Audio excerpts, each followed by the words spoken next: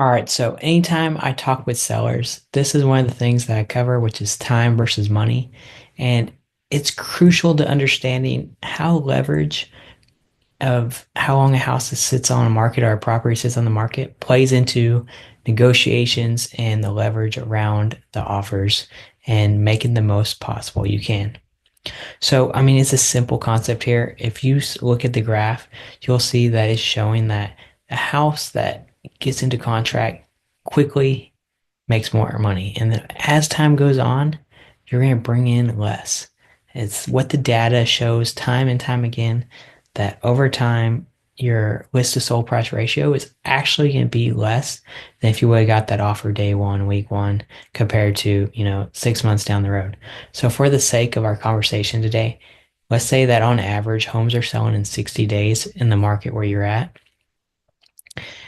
This is going to allow you to know, if you need to stay on course and everything's good, or if you need to revisit that. But that's another conversation.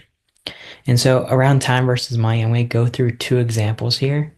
So it identifies how it affects the leverage in the negotiation. For example, number one, let's imagine that you're the buyer and you walk into a house after 200 days of staying on the market. It fits all your needs. You absolutely love the house, and you talk to your agent about writing an offer so you win the house. You're gonna feel like you have leverage over the seller because it's just been sitting there.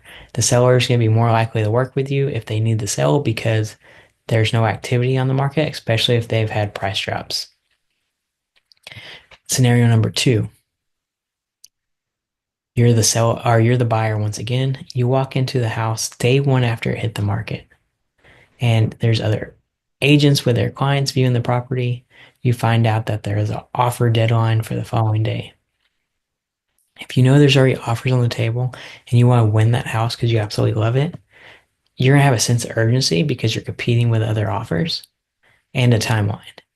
You're going to think about the terms that are more favorable for the seller so you can win that listing, but not only the seller, but to beat out the competition. So, as a seller, the thing you got to ask yourself is what type of seller do you want to be? Do you want to be the seller that after 200 days is trying to figure out how to get buyers into the property, or the seller that day one, week one, month one, whatever it might be, is trying to figure out what offer is best and terms are best for them? So, of course, you're going to tell me every time, hands down, you want the options with the higher price. Completely get it. So, the flip side to that is there's the sellers that tell me they want to list their house at some high inflated price, thinking that they don't want to lose money and, leaving money on the table. And you can clearly see that if you were to do that and then come down week after week or whatever the time period might be, that the data clearly shows that it's not in your best interest to do this. This no longer works. We're not in the marketplace and don't have the demand like we did in 2020, 2021. So it's important to understand that by positioning your house correctly during that first 60 days that you're on the market and making sure that it's clear that you're the obvious choice against the competition.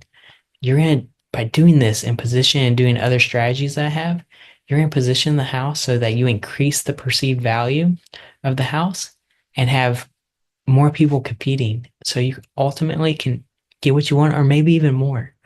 But it all comes down to understanding concepts like this and having a clear understanding of the market, positioning, and marketing the property correctly.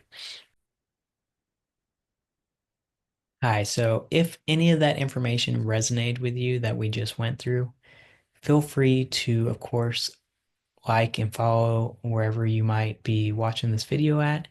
But as well, if you're ready to take action and see what it would actually take to get your home sold, or even go out there and buy, feel free to give me a call. It all starts with a no obligation conversation, and we can figure out what works best for you and if it even makes sense to interview.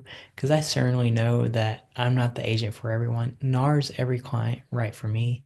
So, with that being said, look forward to talking to you soon and just find my number in the description or somewhere around the video, and I would be happy to start the process. Have a good day.